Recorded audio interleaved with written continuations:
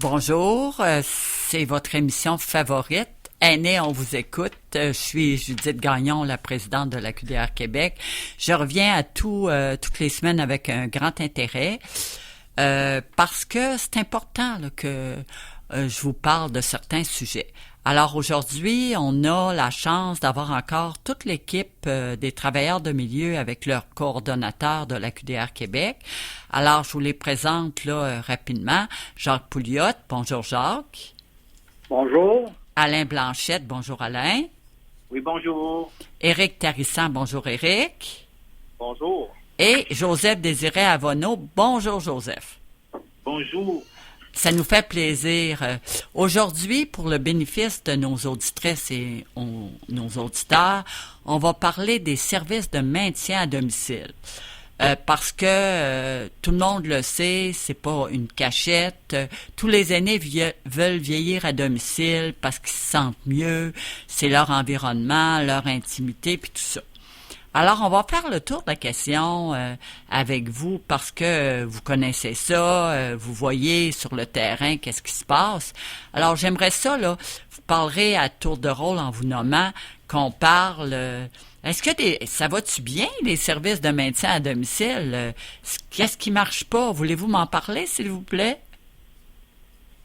Oui, bonjour, Mme Gagnon. Bon, c'est Alain qui parle. Oui. Comme vous le disiez, naturellement, la majorité des gens veulent demeurer le plus longtemps possible là, dans leur logis. Peu importe si ça peut être un logement ou une maison, mais ils veulent demeurer le plus longtemps possible chez eux. Donc, comme la population vieillit et en vieillissant, par la force des choses, parfois nos capacités diminuent également. Donc, les besoins en ce sens-là au niveau du maintien à domicile augmentent de plus en plus parce que, comme je disais, parce que la population vieillit. Donc, les services-là, ça peut être de différentes façons, différents besoins aussi. Ça peut être au niveau de l'entretien ménager, ça peut être au niveau de l'entretien extérieur, ça peut être au niveau de la peinture, etc. Donc, ça peut être différents besoins. Oui. Et donc, c'est ça. Même s'il existe actuellement des ressources pour répondre aux besoins ou à ces besoins-là, comme les besoins augmentent de plus en plus, c'est sûr que il arrive où il y a des pour ces ressources-là qui peuvent répondre aux besoins des gens. Il y a parfois et à l'occasion, il peut arriver des listes d'attente. Les gens doivent attendre plus longtemps avant de recevoir le service là, qu'ils ont besoin pour répondre à leurs besoins. Ça veut dire, en termes clairs, Alain, qu'il y en a qui ont des grands besoins parce qu'ils sont fatigués, puis l'entretien ménager, c'est pas un cadeau non plus. Quand ils n'ont pas de ressources, ils font quoi? Et ils laissent tout traîner? As-tu vu ça? Ouais, ça dépend du réseau.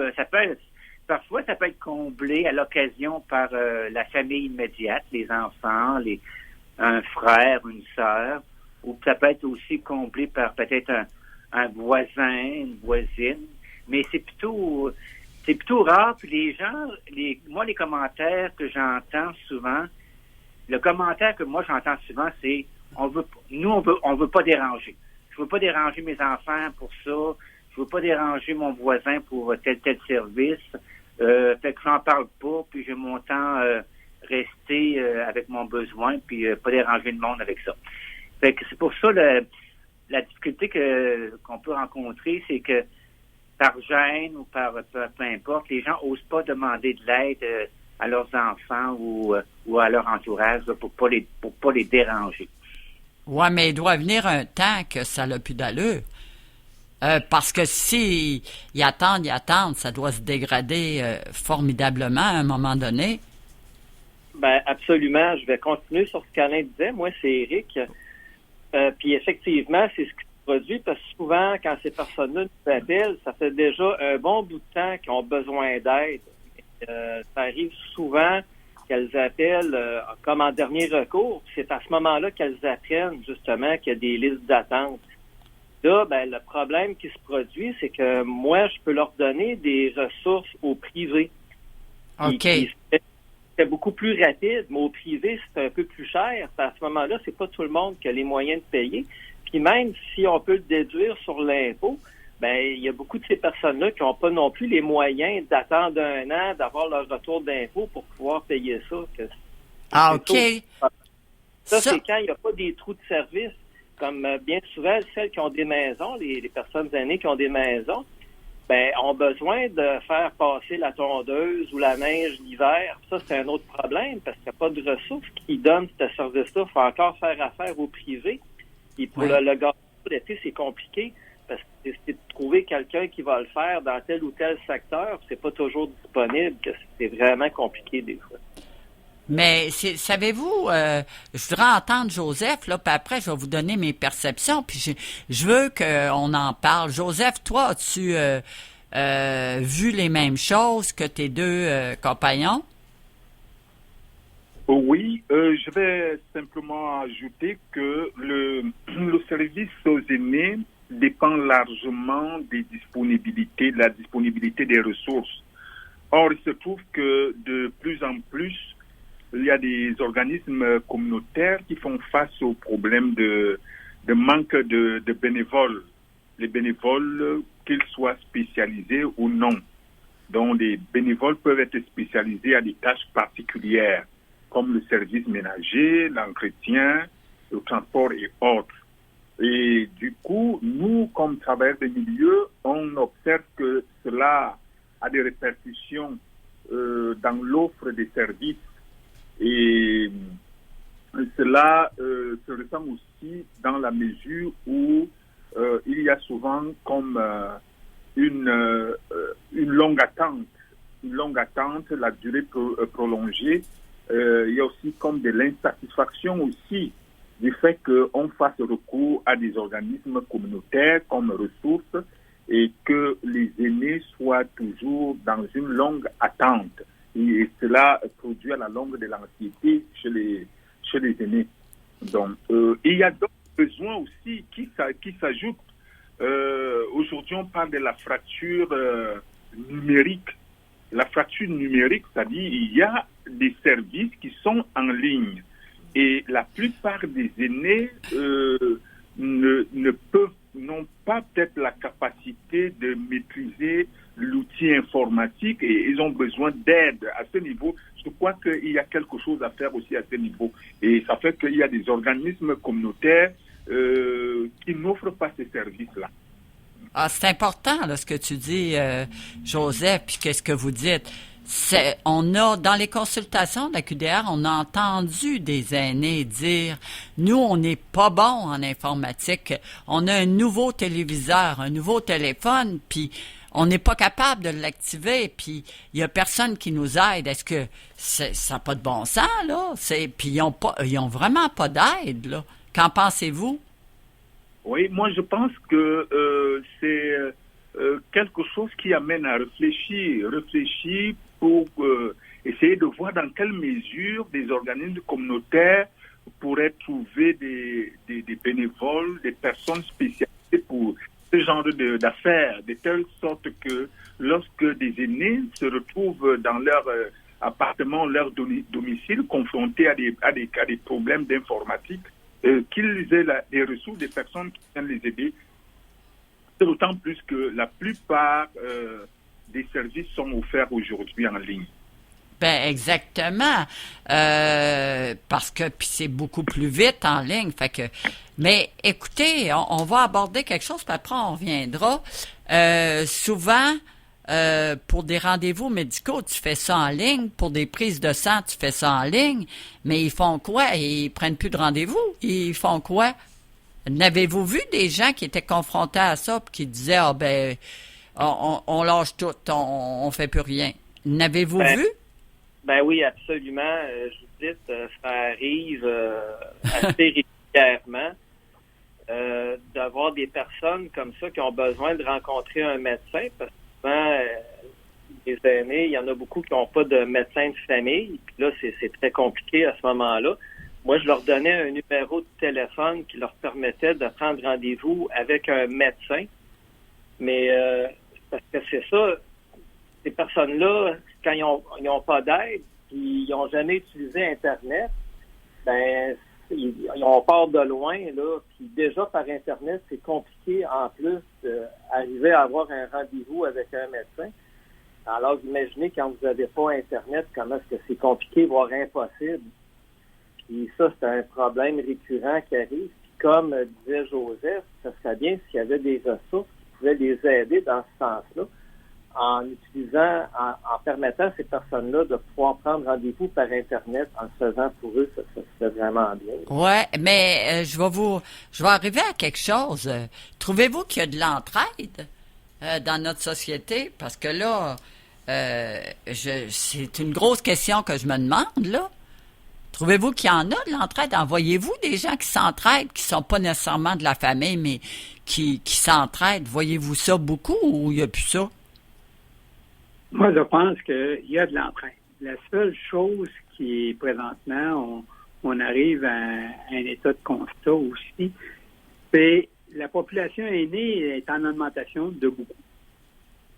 Les organismes qui donnent qui vont venir en aide, ils ont un problème tantôt là, d'augmenter le nombre de bénévoles pour répondre aux demandes qu'ils peuvent recevoir. Alors, on se ramasse avec un problème plus complexe qu'on pense. On regarde, oui, si vous êtes capable d'utiliser l'Internet, vous pouvez avoir peut-être là, des rendez-vous plus faciles à avoir que pour arrêter 1 heure sur une ligne de téléphone avant que quelqu'un vous parle, prenne le rendez-vous. Mais il y a comme une fracture aussi. Il y a des gens qui, présentement, les personnes qui ont 75, 80 ans, Internet n'existait pas quand ils étaient dans l'âge d'apprendre. Apprendre une nouvelle compétence, quand tu te sens pas compétent, les gens vont jeter la serviette plus rapidement. Alors, on est entre deux, là, présentement, pour cette catégorie d'âge, là, qui sont des 75 ans et plus, là, pour qu'ils puissent suivre les technologies d'aujourd'hui. Deuxième des choses, si le bénévole est là pour peut-être faire une tâche ponctuelle, là, une fois de temps en temps, telle affaire. Mais là, si c'est à le faire tous les jours avec de multiples personnes, bien là, ça devient un travail, plus du bénévolat. Alors, c'est autre chose qu'il faut regarder. Là. Il y a comme le bénévole peut remplacer pour certaines affaires, mais il ne peut pas remplacer pour répondre aux besoins multiples et croissants, là, présentement, qu'on est en train de vivre. Parce que dans la région de Québec, selon les dernières statistiques, plus d'une personne sur deux, une personne aînée, vit seule. Alors, cette personne-là va avoir nécessairement besoin là, d'avoir le support d'une autre personne, peu importe là, les besoins qu'elle va avoir besoin à un moment donné. Là. Non, mais tu as raison. Je veux dire, c'est... Puis en plus, quand tu vieillis, vous l'avez nommé... tout le monde, t'as plus de difficultés, puis t'arrives des fois avec des petits handicaps ou des choses. Mais te souviens-tu, Jacques, toi et moi, on était dans un mouvement, puis il y avait les cadets qui aidaient les gens, ou les écoles qui avaient des programmes ou qui aidaient les gens. Est-ce que ça marche? Est-ce que ça fonctionne encore ou c'est mort? Ça fonctionne encore, mais encore là, ça va... Ils ont un bassin de réponse qui est quand même limité. Si on regarde les corps de cadets, il y en existe. Et ils font beaucoup de bénévolat, ces jeunes-là. Vous avez dans les écoles, les programmes secondaires, tout ce qui est programme d'études internationales ou ces choses-là, les jeunes ont un minimum de 30 heures par mois à faire en bénévolat. Il y a plein de places qui peuvent faire du bénévolat. Mais encore une fois, les demandes sont en croissance, mais le nombre de jeunes, lui, était en décroissance une partie. C'est vrai. C'est vrai. Alors, ça monte d'un côté et ça baisse de l'autre. Alors, c'est difficile à s'en rejoindre, là. là, de plus en plus de personnes aînées, de plus en plus de personnes qui vont avoir des besoins pour rester à domicile. Les personnes qui prennent leur retraite sont prêtes peut-être à mettre quelques heures de bénévolat dans leur semaine, mais ils sont pas prêts à prendre un travail à temps plein. Ils veulent profiter de leur retraite aussi. Alors, on se ramasse là avec la difficulté rencontrée. Elle a plusieurs facettes et il faut travailler sur chacune de ces facettes-là, mais pas juste sur une seule. Là. Non, je comprends. Là, ça devient vraiment très complexe. Mais là, on va continuer dans notre histoire. Est-ce que vous avez remarqué des aînés qui en peuvent plus, qui veulent avoir du soutien à domicile, qui en ont pas, qui leur santé vient moins bonne? Ils font quoi? Est-ce qu'ils déménagent? Ils déménagent où? Avez-vous été au courant de ça? Est-ce que c'est facile? Est-ce qu'ils sont accompagnés? Parce que ça, c'est une autre histoire là, qu'il faut parler. Écoutez, ça aussi, c'est quelque chose qui est difficile parce que souvent, ces personnes-là vont se renfermer sur eux autres mêmes. S'ils n'ont pas un bon réseau social, alors ils vont passer inaperçus. Si tu as un problème, tu n'en parles pas, tu n'as pas de personne avec qui en parler non plus, alors tu vas rester tout seul. Alors, on peut faire des découvertes, là, des fois, une personne aînée ou quelqu'un nous réfère une personne à un travailleur de milieu, des fois, c'est la personne elle-même qui va demander. Des fois, c'est un voisin ou une connaissance qui vont nous appeler pour nous dire, écoutez, là, cette personne-là m'inquiète, elle sort pas, on la voit pas souvent, elle semble malade, pouvez-vous aller cogner à leur porte ou quelque chose du genre? On va le faire, mais on va le faire avec délicatesse aussi, là. En expliquant, là, bien souvent, on va expliquer pourquoi on va venir cogner à leur porte, mais des fois, on est bien reçu par ces personnes-là. Des fois, ces personnes-là nous reçoivent avec méfiance, là, parce que c'est pas eux autres qui ont demandé, là. Non, je comprends. Je comprends très, très bien, mais à ce moment-là, est-ce que, moi, je dirais aux auditrices et aux auditeurs, si vous êtes pas bien, si vous sentez que vous êtes dépassé par les événements, que vous avez de la misère à accomplir vos tâches quotidiennes, que ça va pas, contactez, on va donner notre numéro de téléphone à QDR Québec. On a des travailleurs de milieu, puis on fera le transit. Contactez-nous au 418-524-0437, poste 0. Contactez-nous. La personne est compétente qui répond, puis elle va pouvoir vous diriger un petit peu partout. Mais restez pas tout seul avec votre problème. Parce que si vous ne nous contactez pas, là, ça va mal aller. Là, vous réglerez pas parce que les choses qui ne sont pas réglées deviennent plus lourdes. À un moment donné, ça va devenir infernal, ces situations-là. Et je pense qu'aussi, il faut que les gens soient prévoyants. Ils voient leur capacité diminuer. Commencer à faire des démarches. On le sait que ça peut prendre un certain temps, des fois, pour avoir certains services. Il ne faut pas attendre que le service en ait absolument besoin pour faire la démarche parce que la personne va se ramasser avec peut-être là, une certaine période où elle va être en manque de services et ça peut occasionner d'autres problèmes. C'est la même affaire pour les problèmes de santé. Oui, on va donner des services de santé, on va aller les donner à domicile, certains services de santé, mais entre le moment où vous allez faire la demande et le moment où la personne va venir cogner à votre porte, des fois, il peut s'écouler des semaines, des mois, et on parle pas en termes d'heures. Là. On parle, là, et c'est pour ça que si vous demandez de l'aide de façon préventive, vous allez avoir le service et ça va vous aider à rester plus longtemps à la maison aussi. Oui, mais... organisé, vous pouvez y rester, puis les gens ne pensent pas à placer non plus.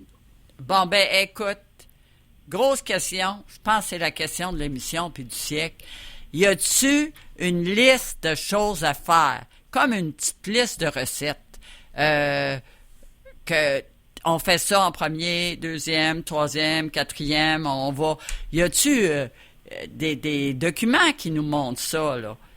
Bien vieillir, c'est quoi? L'art de vieillir.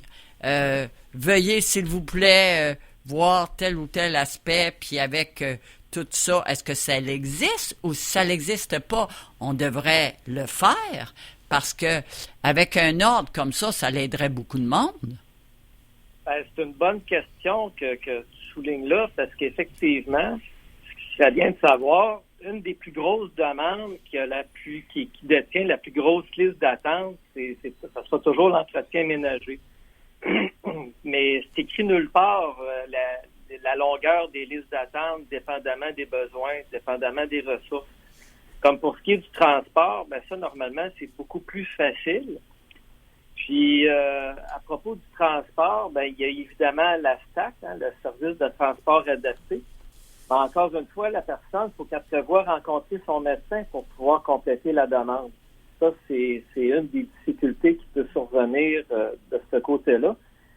Puis, ce qui arrive aussi au fil du temps, c'est que les besoins deviennent tellement nombreux que souvent les ressources, c'est des ressources pour lesquelles il faut payer un minimum parfois pour avoir ces services-là, qu'éventuellement, fatalement, ça devient plus simple de se retrouver en RPA puis d'avoir tous ces services-là puis d'être bien entouré. Ça devient plus sécuritaire. Puis, j'en parle pour souligner le fait que quand on fait une demande, que ce soit pour une RPA, résidence ou même CHSLD, ben faut savoir, encore une fois, qu'il y a des listes d'attente pour ça aussi. Qu'en sachant que ça peut prendre plusieurs mois, voire des fois même un an, ben c'est bon, en sachant, de faire la demande avant pour prévoir le coût. C'est toutes des choses que les personnes devraient être mises au courant, justement, pour prévoir avant que le pire arrive. Ben moi, je pense que oui, parce que là, c'est comme des séquences d'activités avec les choses importantes à demander. Ça l'aiderait. Parce que là, on parle, mais des fois, quelqu'un qui est dans une situation a de l'angoisse, l'inquiétude devient nerveux. Puis, si tu aurais ça te servirait de guide. Parce qu'il semble pas avoir ça du tout. Puis ça, à moins que vous me disiez au miracle, on va... Il y en a, mais moi, j'ai jamais vu ça depuis des années. Tu sais, une vraie liste, comme vous parlez, Mme Gagnon, à ma connaissance, j'en ai pas vu, moi.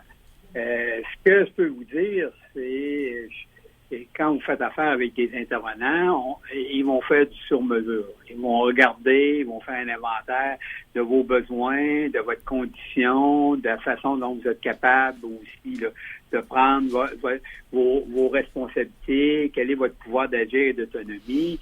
Et après ça, on va regarder dans la famille élargie, voir s'il y a des personnes qui peuvent vous venir. Alors, c'est assez... Et encore une fois, les services, ils veulent pas prendre la place de la personne. On veut laisser la personne le plus possible en position pour qu'elle puisse décider. Mais des fois aussi, lorsqu'on avance dans l'âge, il y a des décisions qu'il faut prendre le temps de la prendre.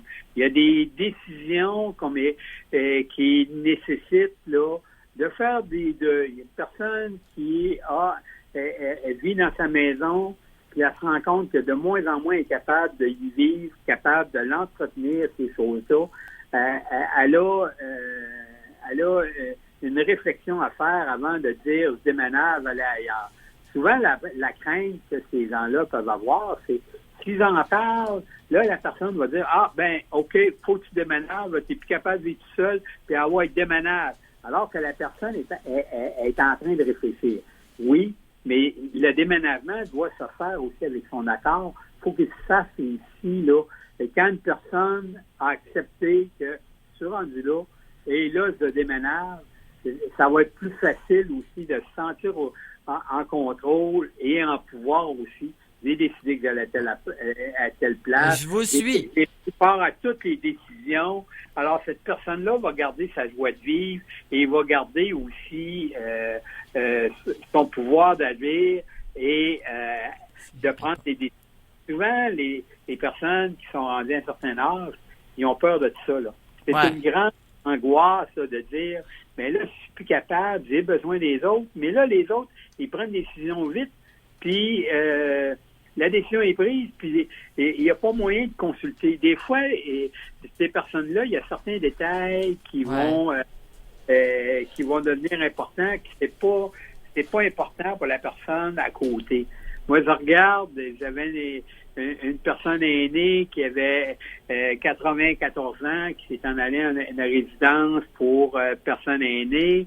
Ça a pris 1 an à la famille à le convaincre et à l'amener. Il a choisi sa résidence. Et quand il est arrivé, cette personne-là s'est tout de suite intégrée à la résidence, s'est mis à la vie de la résidence parce qu'il était prêt à y aller. Il était décidé alors que quand c'est forcé, la personne va déménager, elle va rester dans son appartement, elle va sortir pour les repas, mais elle est comme un peu en dépression, alors elle n'est pas en mesure de se faire des amis. Alors, faut essayer de respecter aussi le pouvoir d'agir, l'autonomie et croire... Il nous reste 1 minute... Seulement 1 minute, je vous écoute, là, c'est fort intéressant, mais je pense aussi il faut faire une liste de choses à faire. Il faut organiser l'information pour que les aînés aient plus de facilité. Je retrouve pas ça nulle part, puis leur pouvoir d'agir serait plus développé. S'ils savaient les étapes puis tout ça, ça serait beaucoup plus facile. Moi, je pense que ça l'aiderait beaucoup de monde. Alors moi, je vais terminer là-dessus. Je vous remercie beaucoup. Je voudrais dire aux auditrices et aux auditeurs que l'émission se termine. Nous reviendrons en ondes à l'automne, puis avec d'autres sujets de plus en plus intéressants. On vous remercie de nous écouter, nombreux, et on vous dit à septembre 2024. Merci beaucoup et bonne journée avec le soleil. L'Association québécoise de défense des droits des personnes retraitées et pré-retraitées, AQDR, section Québec, est fière de vous avoir présenté Aînés, on vous écoute. Pour connaître tous les services offerts, visitez le aqdr-québec.org ou encore téléphonez au 418-524-0437, poste 0.